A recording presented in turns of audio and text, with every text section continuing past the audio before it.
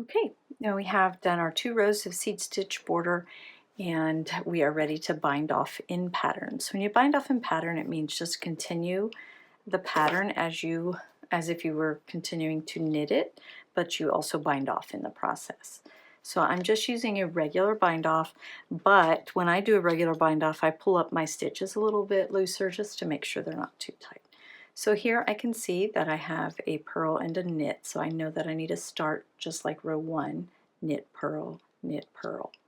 So I'm just going to knit the first and then purl the second. Then I'm going to bind off by inserting my needle in the first and pulling it over the second. Here's where I pull up my stitch a little to make it loose and not too tight. Next stitch is a purl, so I know I need to knit it, bind off. Next stitch is a knit, so I know I need to purl it, bind off,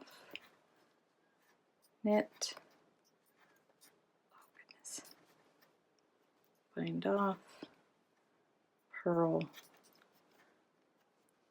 bind off. Okay, so it keeps our stitch pattern looking the same, and this works for other stitch patterns as well, not just seed stitch.